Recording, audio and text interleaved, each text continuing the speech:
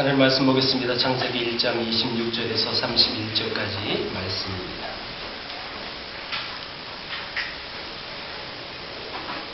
창세기 1장 26절에서 31절 말씀 한 절씩 교독하겠습니다.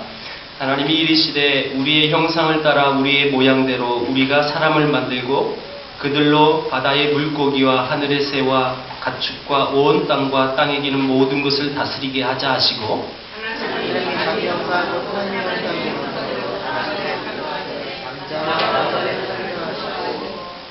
하나님이 그들에게 복을 주시며 하나님이 그들에게 이르시되 생육하고 번성하여 땅에 충만하라 땅을 정복하라 바다의 물고기와 하늘의 새와 땅에 움직이는 모든 생물을 다스리라 하시니라. 하나님이 이르시되 내가 온 주변에 지니는 모든 채소와 씨가 열매맺는 모든 나무를 너에게 이으니 너의 먹을거리가 되리라. 또 땅의 모든 짐승과 하늘의 모든 새와 생명이 있어 땅에 기는 모든 것에게는 내가 모든 푸른 풀을 먹을거리로 주노라 하시니 그대로 되니라.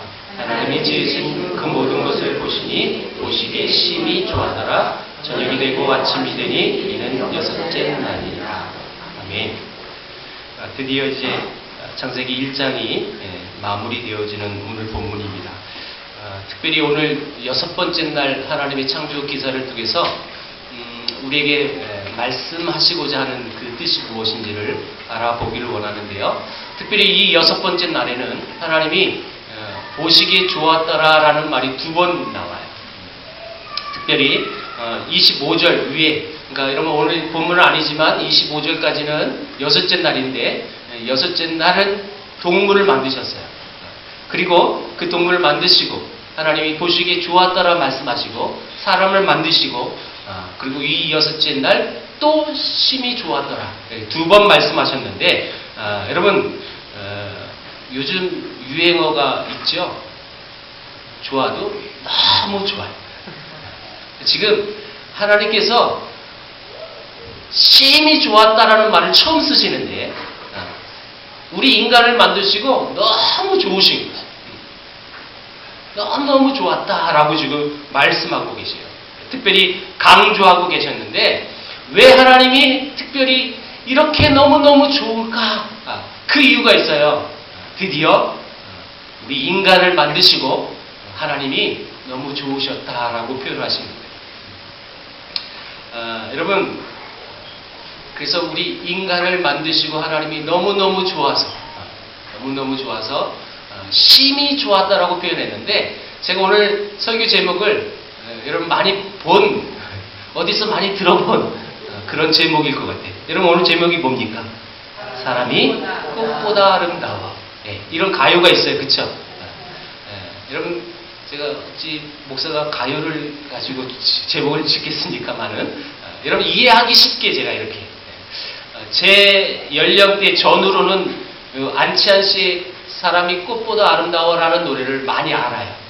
근데 조금 오래되신 분하고 아직 안 되신 분들은 여기 무슨 노래지 이렇게 생각되시는 분이 있는데 한번 제가 이 꽃보다 아름다워 사람이 꽃보다 아름다워 이 노래를 가사를 불러드리겠습니다. 부르진 않겠습니다. 강물 같은 노래를 품고 사는 사람은 알게 되지. 알게 되지. 내 어두웠던 삶들이 저녁이 되며 왜 강으로 스며 꿈을 꾸다가 밤이 깊을수록 말없이 서로를 쓰다듬으며 부둥켜 안은 채 느긋하게 정들어 가는지를 지독한 외로움에 절절 매는 사람은 알게 되지. 알게 되지. 그 슬픔에 굴하지 않고 비켜서지 않으며 어느 곁에 반짝이는 꽃눈을 갖고 우러우러 잎들을 키우는 사랑이야말로 짙푸른 숲이 되고 산이 되어 메아리로 남는다는 것을 누가 뭐래도 사람이 꽃보다 아름다워. 이 모든 외로움을 이겨내는 바로 그 사람 누가 뭐래도 그대는 꽃보다 아름다워. 노래에 온기를 품고 사는 바로 그대 바로 당신 바로 우린 참 사람 누가 뭐래도 사람이 꽃보다 아름다워. 여러분 한번 옆에 분들을 보시고 당신은 꽃보다 아름답습니다. 한번 축복해 보세요.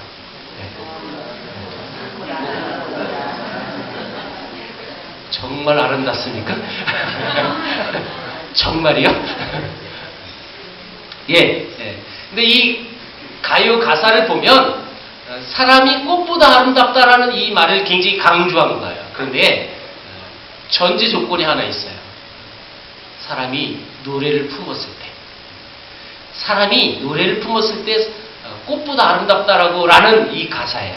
그러니까 여러분 정확한 이 창조 기사하고 말은 맞지 않은 거예요. 제가 일부러 비교해서 여러분들에게 말씀을 드리는 거거든요.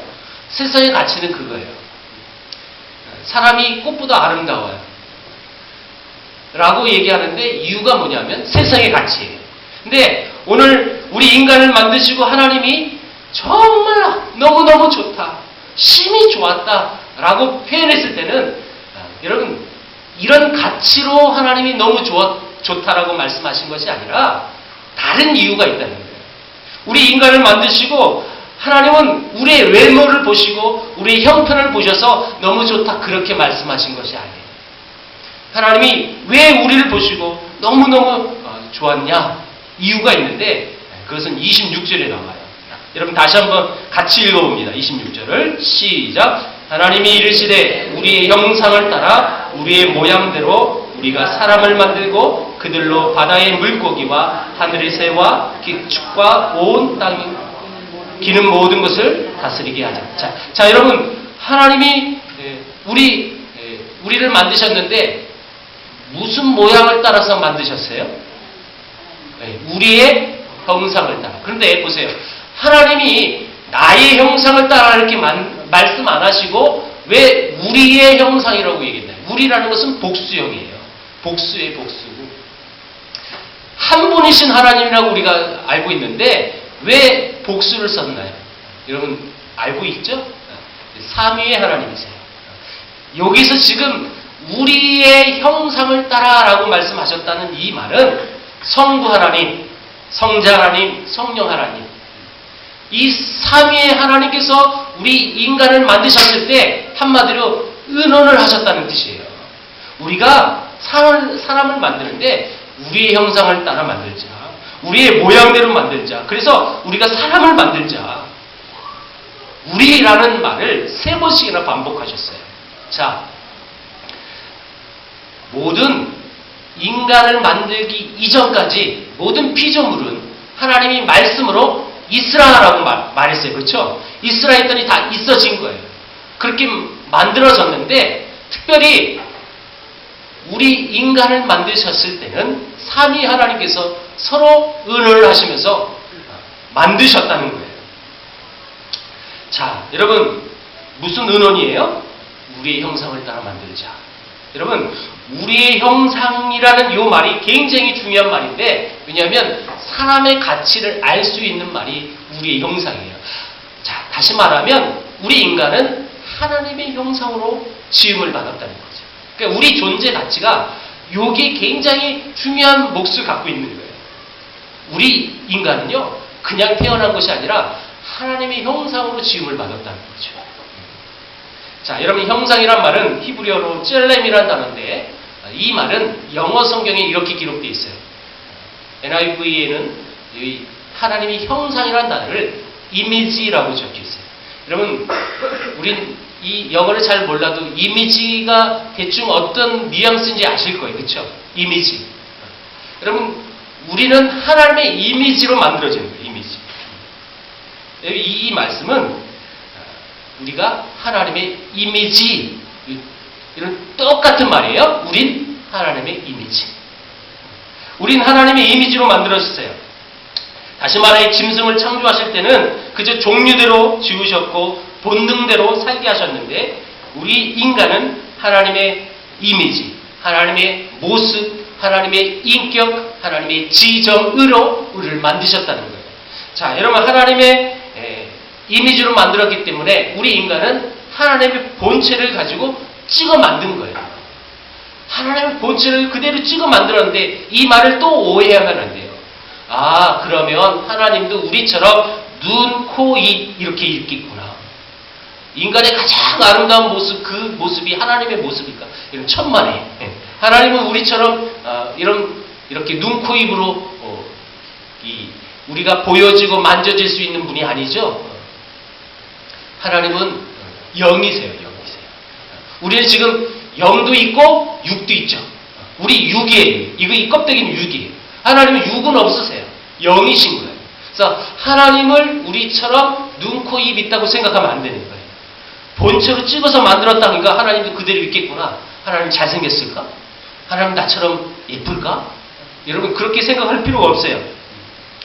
다만 하나님의 지정의로 하나님의 형상으로 지음을 받았는데 중요한 것은 뭐냐면 하나님이 우리를 그렇게 만드셨다면 우리 인간은 하나님을 어떻게 대해야 하느냐 그렇죠? 여러분 하나님이 그렇게 만드셨기 때문에 우리 인간은 가장 중요한 것이 하나님을 아는 것입니다. 하나님을 알아야 또 그 하나님 앞에 예배할 수 있는 것인데 여러분 동물하고 인간하고 다른 것이 이거예요. 다 하나님이 만드신 피조물은 동일해요. 그런데 그 동물과 우리 인간은 뭐가 달라요? 하나님의 이미지로 우리를 만드셨다는 거예요.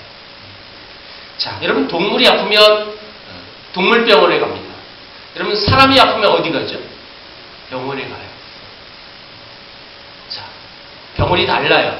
자, 아픈 건 똑같아요. 그리고 고치는 건 똑같아요. 자, 그런데 여러분 사람이 사람 같지 않은 사람은 어떻게 할까요? 죽여버릴까요? 사람 같지 않은 사람들 여러분 주위에 가끔 있잖아요. 누구라고는 말하지 마세요. 속으로만 대답하세요. 여러분 주위에 그런 사람들이 있어요. 그렇죠? 여러분 사람 같지 않게 살아가는 사람은 어떻게 할까요? 여러분 이런 사람은 하나님께 보내야 하는 거예요. 왜요? 그 사람을 만드신 분이 하나님이고 여러분 어떤 물질도요. 그 물질을 설계하고 만든 사람이 그 물질에 가장 많은 지식을 갖고 있어요. 그래서 그 물질을 고칠 수도 있는 거예요. 마찬가지죠. 사람 같지 않은 사람이라도 여러분 그 사람은 하나님의 형상을 갖고 있기 때문에 하나님께로 가면 고쳐지는 것입니다. 아무리 못된 사람, 아무리 약한 사람, 정말 못된 짓을 밥 먹듯이 하는 그런 모든 사람도 그럴지라도 하나님께 가면 여러분 나가면 여러분 그 사람은 고쳐질 줄 믿습니다. 이거예요. 왜? 하나님이 우리를 만드셨기 때문에.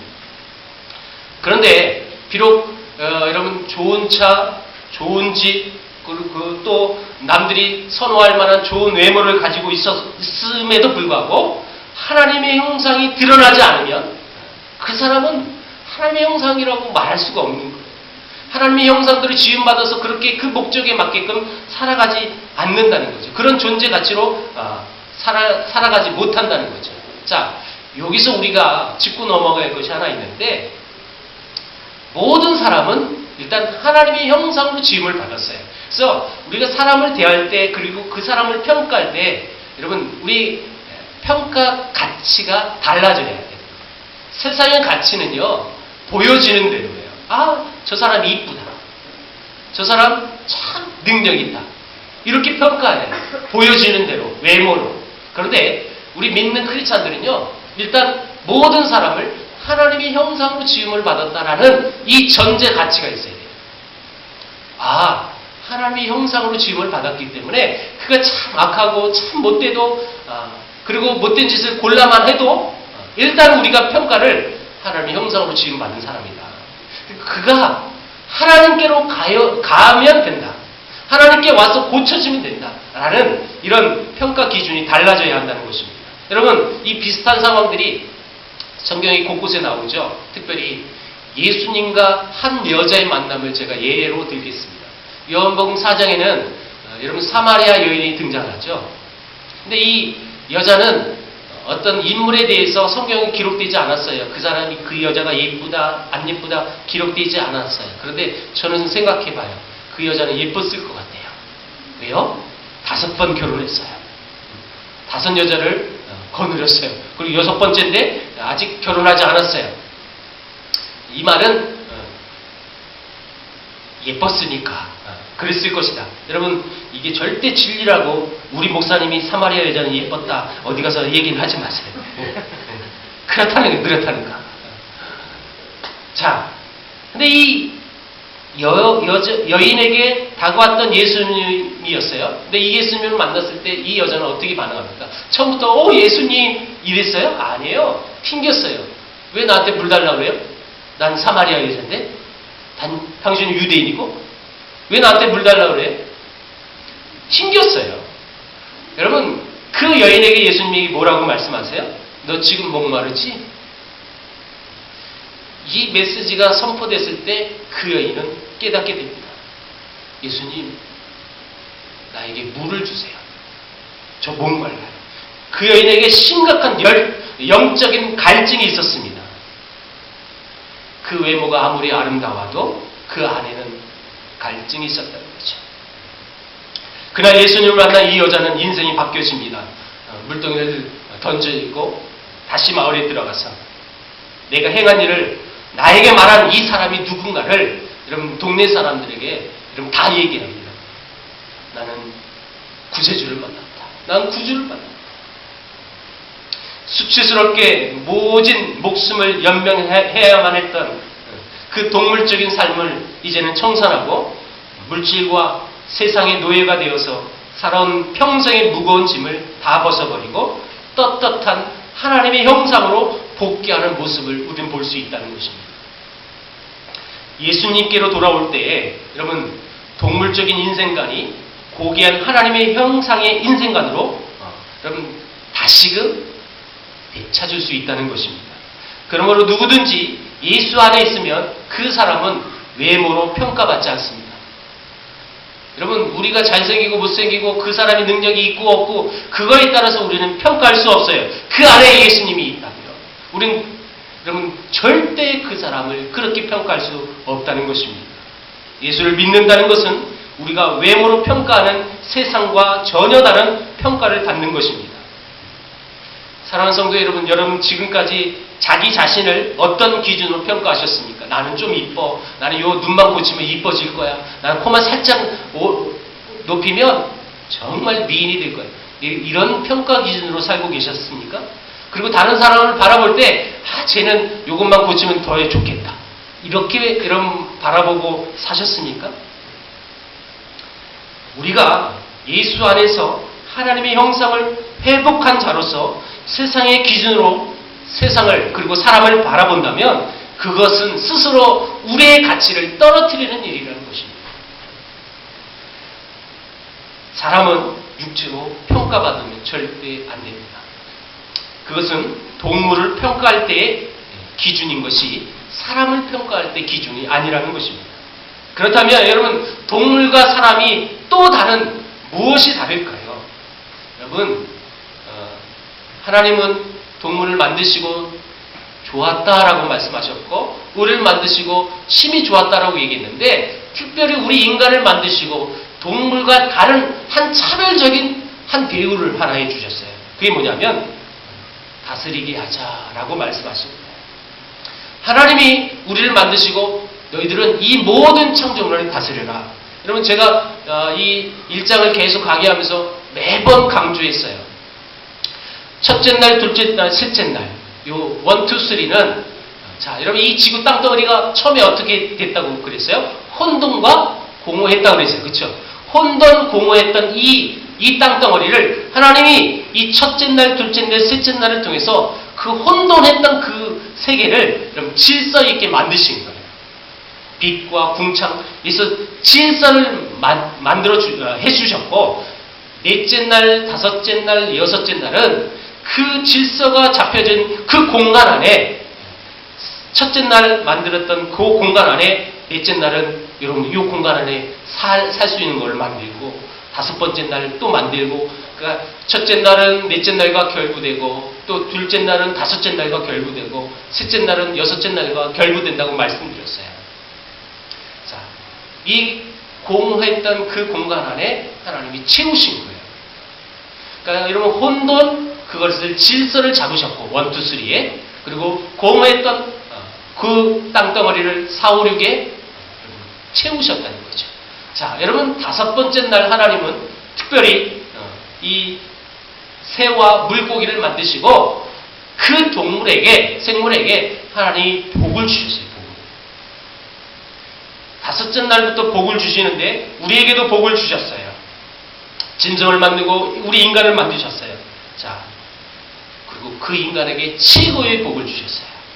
그게 뭐냐면 그 모든 것을 다스려라. 이게 우리의 복이거든요. 최고의 복은 다스리는 복이다라는 거예요. 여러분 이해가 잘 안 될 거예요. 무슨 복이 다스리는 거예요? 복은 받는 거지. 여러분 막연하게 우리의 복의 개념이 뭐냐면 소유의 개념입니다. 여러분 생각해 보세요. 여러분 누가 복 받았대? 와, 그 집이 부자 됐구나. 대부분 이렇게 생각하지 않아요? 우리가 크리스찬임에도 불구하고 복 받았다 그러면 가난했던 살림이 부하게 되고 정말 경차 탔던 사람이 큰 차 타고 조그만 집에서 살았던 집이 큰 아파트로 이사가고 우리의 개념은 그거라는 거예요. 왜요? 복을 소유의 개념으로 가지니까. 여러분 우리 크리스찬도 이건 자유함이 없어요. 복 하면 대부분 그렇게만 생각해요. 놀라운 것은 하나님이 다섯째 날, 여섯째 날에 이렇게 만드시면서 여러분 동물들에게 먹을 복을 주셨어요. 먹을 복. 자, 여러분 29절 한번 보세요. 하나님이 이르시되 내가 온 지면에 씨 맺는 모든 채소와 씨 가진 열매 맺는 모든 나무를 너희에게 주노니 너희의 먹을 거리가 되리라. 이거는 우리 인간에게 먹을 복을 주신 거예요. 자, 30절이에요. 30절은 또 땅의 모든 짐승과 하늘의 모든 새와 생명이 있어 땅에 기는 모든 것에게는 내가 모든 푸른 풀을 먹을 거리로 주노라 하시니 그대로 되니라. 자, 여러분 다시 말하면 동물들의 먹을 복 풀을 주셨고 또 우리 인간에게는 씨 맺는 모든 채소와 씨 가진 열매를 그리고 모든 나무를 우리에게 주신 먹을 복을 주신 거죠. 이걸 굳이 얘기하면 동물과 사람들이 먹는 복이 나눠진 거예요. 정해진 거죠. 자, 그렇다면 이것으로만 봤을 때 우리가 인간이 생각하는 복하면 먹는 복, 쉬하는 복, 먹을 것으로 정해지는 것이라고 생각할 수가 있어요. 아니요, 절대요. 동물들은 먹을 것이 많으면 그게 복이라고 여길 수 있는 가치를 갖고 있어요. 왜? 존재 가치가 그거니까. 그런데 우리 인간은 먹을 것으로만 우리가 복을 받았다라고 정할 수가 없다는 거예요. 왜? 그 앞에 하나님은 우리에게 모든 것을 다스리라고 말씀해 주기 때문에요. 그러니까 여러분 소유의 개념만 갖고 그걸 복이라고 생각하면 동물적인 차원의 복이라는 거예요.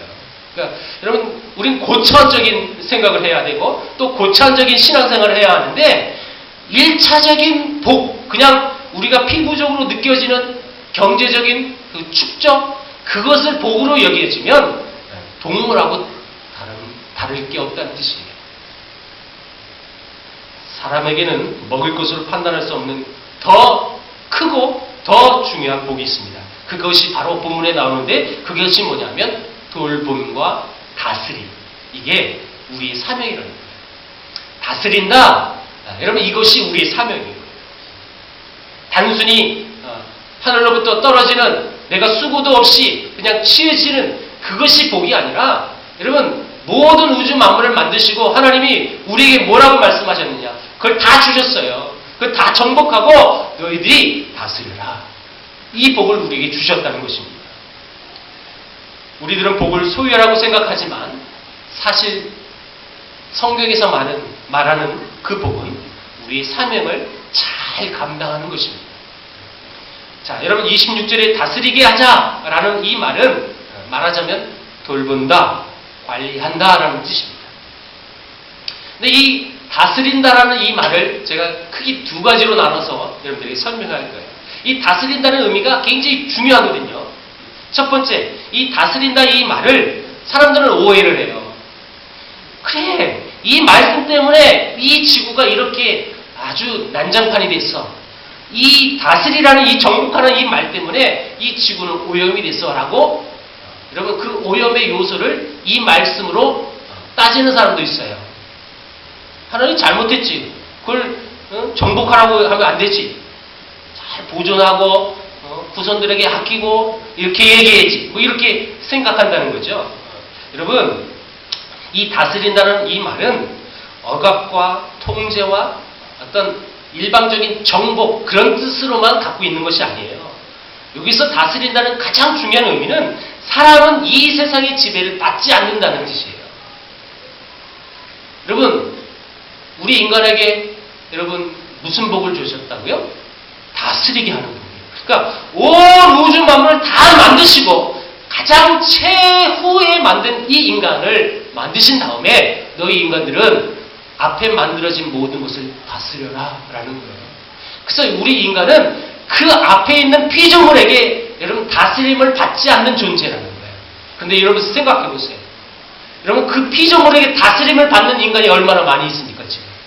그 자연 앞에서 절을 하고, 그쵸? 그 모든 자연 만물을 우린 다스리는 권한이 있는데 그 자연 만물 앞에 다스림을 당하는 거예요. 그 앞에 절하고요. 그 앞에서 빌고 있어요. 이게 여러분 다스린다는 의미를 모르는 사람들의 백성의 모습이에요. 그리고 우리 인간, 우리 하나님을 믿는 백성들은 다스린다는 의미는 그 모든 세상 우주 만물 앞에 다스림을 받지 않는 사람이라는 요 말에 의미가 있다는 거죠.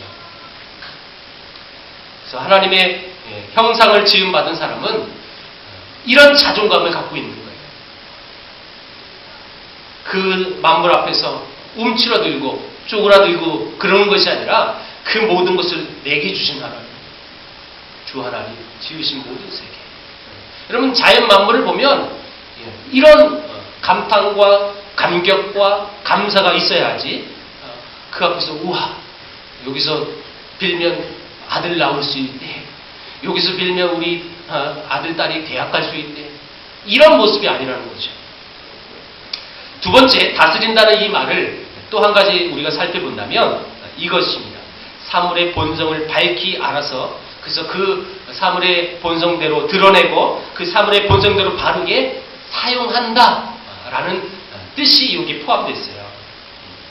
그 사물의 아름다운 그 본성과 그 본성을 드러내고 또 바르게 사용할 수 있는 그 존재가 우리라는 것이죠. 자, 여러분, 이 형상이라는 이 의미는 고대 근동 지방에는 누구의 대리인, 누구의 정권 대사라는 의미도 포함되어 있어요. 자, 여러분 옛날에 우리 강계토항 대항비 생각하면 아실 거예요. 자, 옛날엔 그 땅덩어리를 내가 다스린다, 통치한다라는 의미에서 강계토 대왕처럼 저 중국 만주 땅에 여러분 대항비를 세웠어요. 왜? 이 땅은 내 땅이다라는 거죠. 이런 의미를 갖고 있었다는 거예요. 마찬가지로 우리 인간은 하나님의 형상을 지음받은 사람이에요. 하나님의 정권 대사라는 거예요. 하나님의 대리인이라는 거죠. 그래서 하나님의 형상을 받은 우리 인간들은 그 하나님의 대리인으로 살아가야 한다는 것입니다. 생육하고 번성하라 라는 이 의미는 다산을 의미하는 것이 아니라 우리에게 주어진 그 사명을 감당하는 사람들이 충만하기를 원하신다라는 뜻이에요. 여러분 요즘 우리 한국 영화계에 굉장히 흥행을 하고 있는 한 영화가 있습니다. 오늘 목사님이 이상하죠? 가요를 얘기하고 영화를 얘기하는데 레미제라블 한번 보신 분 손들어 보세요. 최근에 영화관에서 주민이 봤어요. 그죠? 페이스북에서 나가 영화관 갔다고 페이스북에 올렸어요. 몇 사람 안 되는군요. 이 레미제라블 아실 거예요. 이건 고전이잖아요. 1860년대 프랑스에서 프랑스 혁명을 통해 이루어졌던 그 사건들, 그런 바탕에서 장발장이라는 주인공이 등장해서 여러분 소설이 쓰여지는데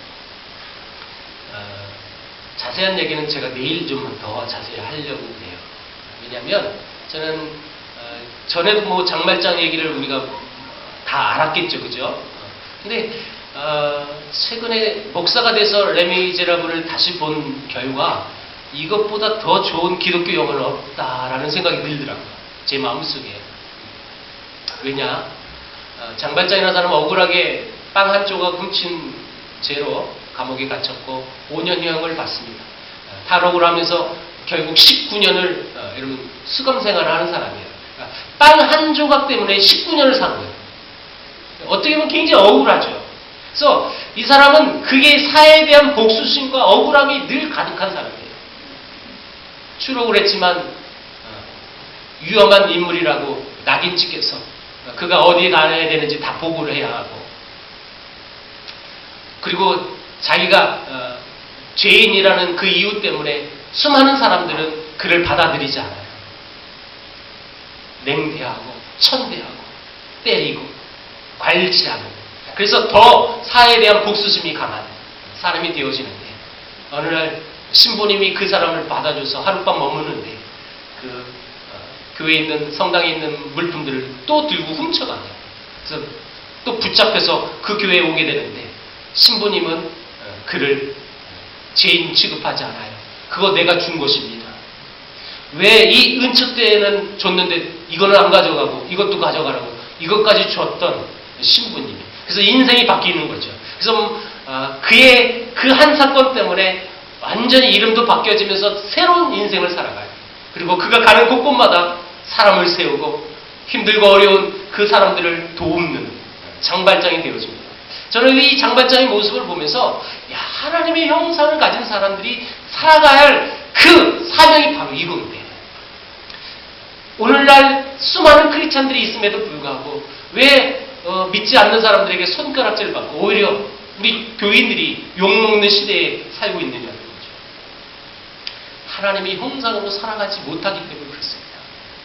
하나님이 우리에게 주어진 그 아름다운 다스리라는 사명을 제대로 알지 못하고 오해하고 곡해해서 그냥 소유의 개념으로 살아가니까 늘 욕먹는 거예요. 지금 교계에 이뤄지는 이 모든 상황들이 뭐예요? 저는 그렇게 생각해요. 모든 지도자들이 복을 소유의 개념으로 가지니까 노회장 돼야 되고 총회장 돼야 되고 한기총 대표가 돼야 되고, 그러니까 그렇게 되기 위해서 돈을 써야 하고, 왜요? 그 명예, 그 자리, 그걸 소유해야 되니까요. 그게 복이라고 생각하니까요. 그러니까 문제가 되어지고 욕을 먹게 되는 거죠. 여러분, 하나님이 우리에게 주신 그 복의 개념을 다시 한번 이 2012년 마지막 주일 이 예배 시간에 다시 한번 우리가 고치했으면 좋겠어요. 하나님의 복은 여러분 위에서 그냥 내가 아무 수고 없이 그냥 받아 먹어버리는 그런 소유의 개념이 아니라 사명이에요. 사명. 우리에게 주신 사명. 하나님의 나라가 이 땅에 임하고 내가 가는 곳곳마다 하나님의 나라가 아름답게 세워지는 그 하나님의 형상을 받은 하나님의 백성의 사명이 여러분 곳곳에 이루어진다면 지금처럼 이렇게 욕먹지는 않을 거예요. 근데 그 하나님의 형상의 아름다운 사명의 모습을 우리가 이해하지 못하고 이 말씀의 뜻을 알지 못하니까 계속 단에서 선포되어진 복도 받는 거예요. 받는 거예요. 물론 이 말하는 이 목사도 찔림이 있어요. 저는 늘 헌금 기도할 때마다 하나님 복 주세요. 여러분 이 복의 개념은 여러분 이해해 주셔야 돼요. 제가 중보자로서 하나님 앞에 헌물을 드리는 하나님의 백성들을 대신하여 하나님 앞에 기도하기 때문에 저도 부득불 그렇게 기도하고, 이렇게 기도하지 않으면 그인들이 알아요. 농담입니다. 아픈 현실이죠. 하나님의 올바른 메시지를 선포해서 회개하십시오. 여러분들의 삶이 지금 잘못되었습니다 라는 이 메시지만 계속 선포되어지면 여러분 교회는 부흥이 안 된다는 여러분 학설이 있어요. 우리 교회에. 교회에서 목사가 선포하는 메시지는 복 받으십시오, 축복자입니다 막 이래야 교인들이 는다는 거예요. 정말 아픈 현실이죠. 아픈 현실. 저는 이 2012년 마지막 주일 이 예배 시간에 여러분들에게 선포합니다. 여러분 복은 소유가 아닙니다. 이걸 붙드시는 여러분 되시길 축복합니다. 복은 소유에서 붙들고 나만 잘 먹고 잘 사는 것이 복이 절대 아닙니다. 복은 우리 인간을 처음 만드셨을 때 하나님 주신 복은 이것입니다. 내게 준 것 잘 다스리라. 우리에게 그런 사명을 주신 거예요. 특별히 여러분 이 마지막 우리에게 주신 사명, 하나님의 대리인, 하나님의 전권대사, 이 사명을 우린 놓지 않기를 바랍니다. 내가 가는 곳곳마다 하나님의 영광이 드러나야 하는 것이죠. 내가 서는 곳곳마다 죽었던 영혼들이 살아나는 것이죠. 이게 복이에요. 물질적인 복은 저 뒤에 후차원적이에요. 차원의 복이고, 여러분 가장 큰 복은 내가 가는 곳곳마다 하나님의 이름이 드러나고, 내가 가는 곳곳마다 죽었던 영혼들이 살아나며, 내가 가는 곳곳마다, 내가 서는 곳곳마다 하나님의 나라가 든든히 세워지는 것, 여러분 이것이 가장 큰 복인 줄 믿습니다. 이것이 우리에게 너무너무 소중한 복입니다. 우리 이 복을 간구하기보다는 하나님 물질 주세요, 우리 자식 잘 살게 해주세요, 이런 복을 먼저 구하는 우리의 모습 아닙니까? 여러분, 사람이 꽃보다 아름다운 이유가 뭘까요? 세상의 가치관은 노래를 갖고 있기 때문에 여러분 절대요. 우리가 세상 어느 것보다 아름다운 존재의 가치를 갖고 살 수 있는 이유는 하나님의 형상에 여러분 그 가치를 두고 다른 조건으로 평가하지 않기 때문에 우리는 꽃보다 아름다울 수 있는 것이고, 두 번째, 사람의 복을 소유가 아니라 사명으로 평가하기 때문에 여러분 우리는 꽃보다 아름다울 수 있는 것입니다. 모태똥에겐 아들이 둘이 있었답니다. 큰아들은 IQ가 80, 그러니까 똑똑하진 못했겠죠. 그리고 둘째 아들은 20살이었는데 아주 똑똑했답니다. 그래서 이 둘째 아들은 장차 모태똥을 뒤를 이어 공산당의 높은 자리에 오를 그런 아들로 분류가 됐답니다. 여러분 아시죠? 우리 한국전쟁이 일어나서 우리가 저 옛날 조선 땅까지 다 올라갔을 때 중국 공산군, 중공군이 이 전쟁에 참여해가지고 인해 전술로 우리를 쳐들어와요. 그럼 그때 모태똥은 첫째 아들을 우리나라에 보낸 게 아니라 둘째 아들을 보냈답니다. 똑똑했던 그 아들을 이 145 대태 우리 한국 이 한반도에 보내가지고 그 둘째 아들은 전쟁에 참여해서 죽었답니다. 여러분 이 예화가 무슨 의미를 할까요? 어떤 하나님의 말씀의 가치에 비교해서 예를 들어서 조금 안 맞을 수도 있겠지만 생각해 보세요. 우리나라의 정치인들을 한번 보세요. 우리 나라 지도자들 보세요. 대부분 여러분 청문회 하면 너 군대 갔느냐? 네 아들 군대 갔느냐? 이거 물고 늘어지는 거 아닙니까? 왜요? 높은 위치에 역하면 어떻게 하든지 군대 안 가고 면제받고 피해가는 그것이 복이라고 생각하는 거예요. 우리나라의 정치판과 우리나라의 지도자들의 모습이 바로 이거예요. 근데 모태똥은 여러분 하나님 모르는 이 공산당도 이런 가치를 가지고 살았다는 거예요. 그 전쟁통에 내 아들을 보낸다는 거예요. 그것도 첫째 아들, 조금 IQ 낮은 그 아들을 보낸 게 아니라 장차 미래가 보장된 아주 훌륭한 둘째 아들을 보낸다.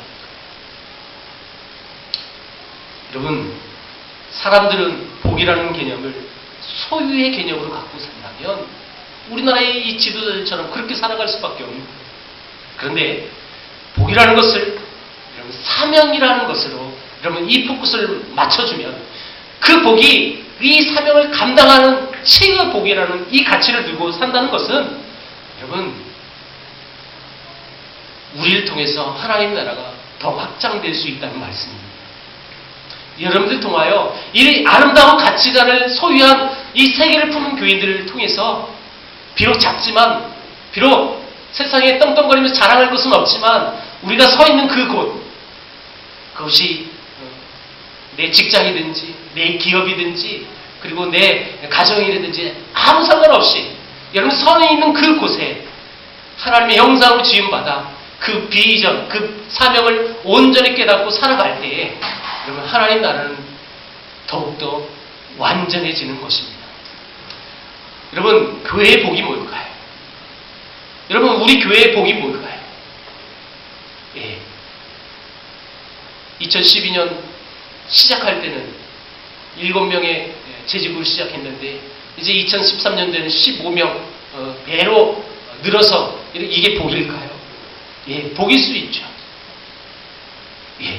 숫자 느는 것, 예, 복일 수 있어요. 그런데 대부분 우리 교회를 평가하고 그 교회가 좋은 교회라고 평가할 때 숫자가 얼마큼 느느냐. 이건 아픔이에요. 여러분, 진짜 우리 세계를 품은 교회가 복 받았다는 것은 숫자가 느는 것이 아니라 이 아름다운 가치관을 살아가는 백성들이 많아지느냐. 이게 진짜 복입니다. 네. 이 가치를 가지고 살아갈 때 여러분 이 세계를 품은 교회를 통하여 이 지역사회가 변화되어지는 거고 안산이 변화되어지는 거고 세계가 변화되어지는 것입니다. 여러분 이 복을 누리는 저와 여러분들 되게 축복합니다. 기도하겠습니다.